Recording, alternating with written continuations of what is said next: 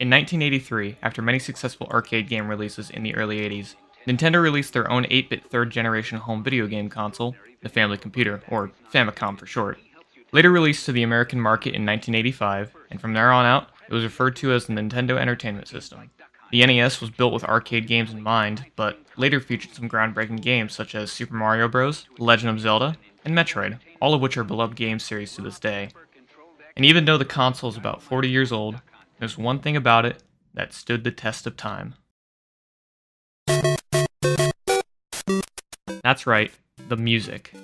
These older games give us such a feeling of nostalgia and remembrance for the good old days of video games, but with the development of new hardware and software, there's not really any feasible way to capture those same aspects of old NES games. Well, except for one.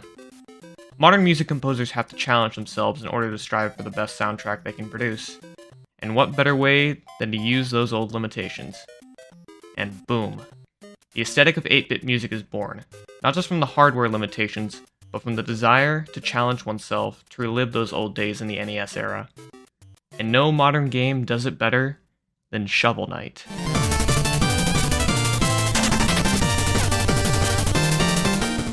Sporting beautiful pixel landscapes, well-animated assets, and a complete 8-bit score. No other game calls back to the good old NES days more than this one. Developed by Yacht Club Games, and published by both Yacht Club and Nintendo, this 5-game series draws heavy influence from all the good aspects of NES games, while also removing some of the drawbacks as to not detract from the gameplay experience. And one aspect that shines above the rest is the game's soundtrack. Composed by Jake Kaufman, otherwise known as Vert, and using a software called FamiTracker, he propelled this game's popularity even further beyond. I mean, Yacht Club really wanted to go all out on making an NES-style game, but this guy took it one step further using a software with the old NES sounds. But, out of the about 120 songs that span the 5 games, there's one song in particular that we will be looking at today using both FamiTracker and Hook Theory.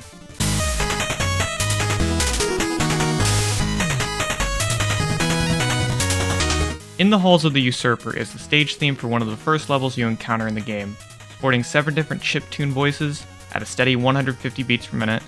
It's also the theme that is closely associated with the character King Knight, the main boss of the stage. And today, it's going to be our topic of discussion. But it's not going to be our only song of choice today, as I would like to draw a few comparisons to the adjacent stage song for both Spectre of Torment and King of Cards, In the Halls of the King. So without further ado, here's how we're going to break down both songs. Let's jump into it. Like I said before, In the Halls of the Usurper was composed by Jake Kaufman, and published with the game Shovel Knight on 2014. First off, the song is in the key of G sharp minor, but it does modulate using major chords in a minor key, and it does switch to major near the end. We'll get back to that. The song is mostly polyphonic, with plenty of rhythms interlaced with one another. The track is built to loop, because it is a stage theme, so it loops over and over. The harmonies are used for quite an extra impact, as you'll see soon enough, and the chord progression is not that novel, as you can see right here. The time signature feels to be at 4/4 or 4 beats per measure, but it does have a quick measure of 2/4. There is a slight accent on every first beat of a measure, but it does vary measure to measure. The tempo, as I said before, is at 150 beats per minute, and it's quite a busy rhythm in there. Like, there's a lot going on. In terms of texture, it's using the NES 8-bit chiptune set, as well as the VRC6 sound. The 7 distinct voices in the song are 2 pulse waves carrying the melody, 2 VRC6 waves, a sawtooth wave, a triangle wave, and a noise wave. The music takes the form of an intro, a verse, a chorus, and it repeats. So it's intro, verse, chorus. We'll talk about the chorus in 2 parts, but we'll just talk about the verse and intro in just 1 part. The music is activated as soon as the stage is entered. It's a bit episodic, but it does repeat in a loop, like I said before. The track only ends as soon as the player enters the boss room at the end of the stage. In the Halls of the King was also composed by Jake Kaufman, but was released with the game Spectre of Torment, a DLC to the game Shovel Knight, in 2017. Now the key of this one is actually an A-flat major, but it does modulate using minor chords in a major key, and it does switch to minor near the end. It's basically parallel but opposite to In the Halls of the Usurper. Now the only difference between In the Halls of the King and In the Halls of the Usurper is the difference in rhythm, and of course keys, so that's going to affect some of the notes, but it's mainly just rhythm and the key. Everything else is identical, the voices are the same, the tempo is the same, the structure is the same. It loops throughout the stage theme and ends only as soon as you enter the boss room. Alright, first off, in the Halls of the Usurper, the chord starts off at a G sharp minor 7th chord, and it sort of fluctuates between that chord as well as E or F sharp or B, but for the most part it's in a minor key. As opposed to in the Halls of the King, this one actually starts off in a major key, specifically A flat major. Now the way I would interpret the disparity between the major and minor key of both songs, I would interpret it as representing the corruption that Castle has undergone. As you can see in Shovel Knight, Shovel of Hope, the castle is completely painted with gold, as opposed to King of Cards or Spectre of Torment. You can see the castle is not really painted at all. In fact, in Spectre of Torment, you can see it's undergoing those renovations to get painted. Now, Spectre of Torment and King of Cards are both prequels to Shovel of Hope, so this is before King Knight has actually corrupted the castle.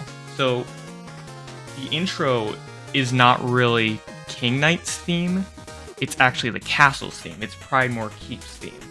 And now that King Knight's influence has affected the castle, it's now in a minor key. It's now dreary, it's now sad.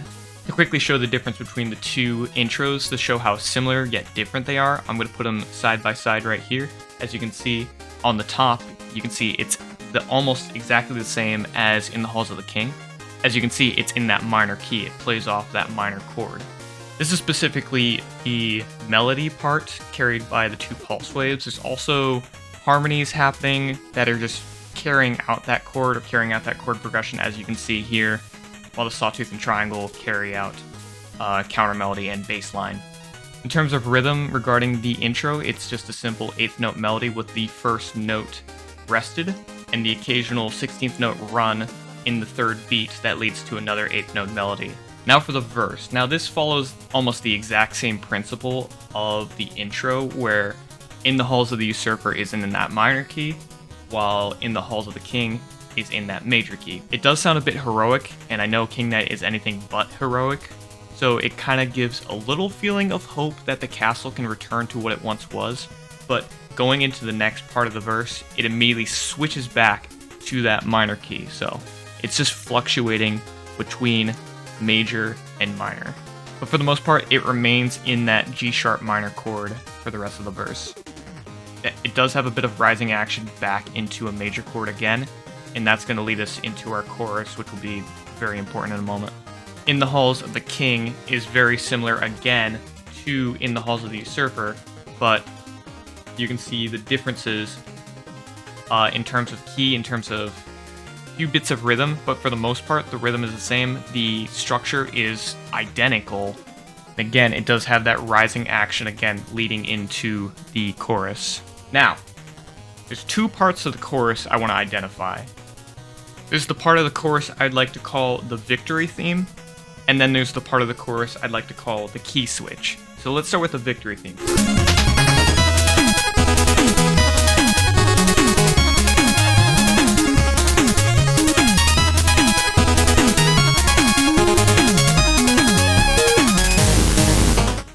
That one right there, the second time it plays that victory tune, it sounds like it does conclude at the end. It reaches that conclusion. It plays that D sharp at the end, so the player would normally think that that point of the song, it's reached its conclusion, or at least for that phrase, it sounds very conclusive to the player. Now when it comes to the same rhythm in the Halls of the King, it's a bit different.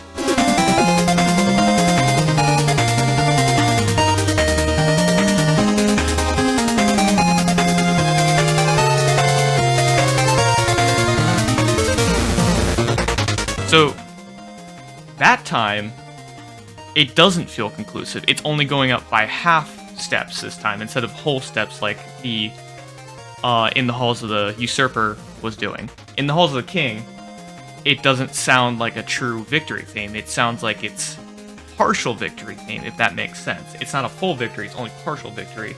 And in that sense, it feels like this part, this specific part, the victory theme, is King Knight's theme. You can even hear it in his own game, King of Cards, when he wins a fight. It literally plays this theme.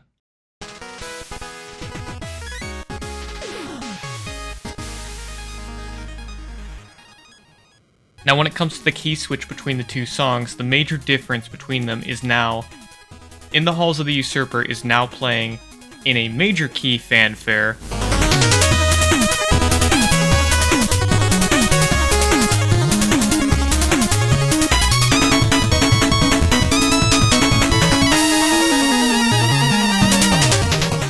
while In the Halls of the King is playing in a minor key fanfare.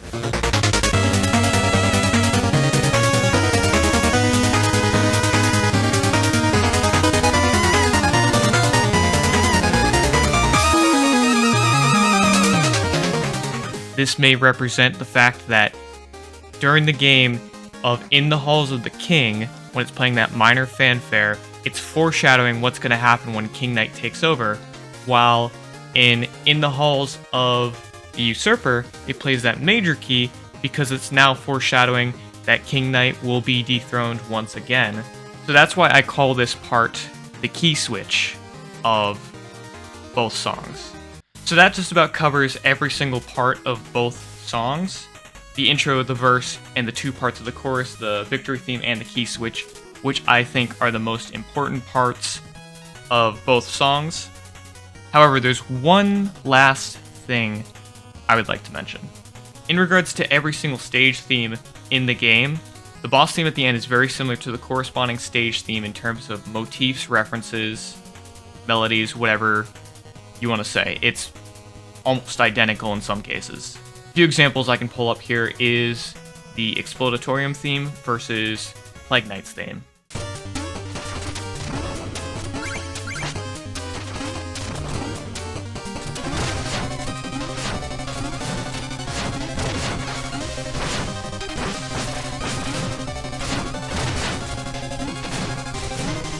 The Flying Machine theme versus the Propeller Knights theme.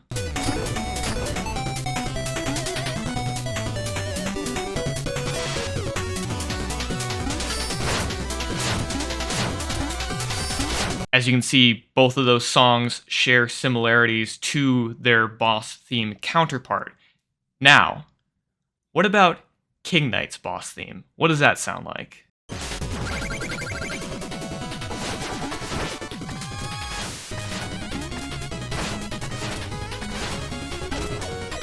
Okay, I don't know about you, but it doesn't really sound like the stage theme at all. It just sounds like his own thing.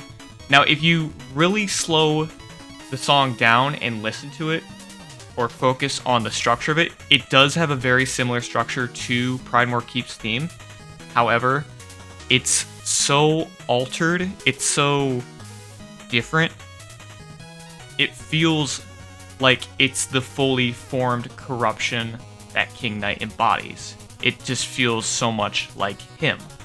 So to summarize everything that I have talked about, when it comes to the differences between In the Halls of the Usurper and In the Halls of the King, In the Halls of the King is the prequel to that of In the Halls of the Usurper. In the Halls of the King is the major key form of Pridemoor Keep's theme. It's the castle's theme. It's the castle that has not yet been corrupted. It's not been influenced by King Knight. King Knight has not taken the throne entirely yet. You can see it happening in Spectre of Torment. You can see the renovations he's making, but it is not fully formed yet. It's not fully in the Halls of the Usurper.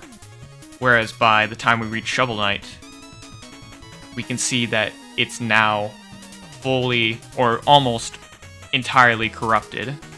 But there is still that glimmer of hope in the song that the castle can return to true form of what it once was. A few closing remarks I want to make on this video. Thank you so much for watching. It took quite a bit to make this, but it was well worth it. All my sources will be linked in the description.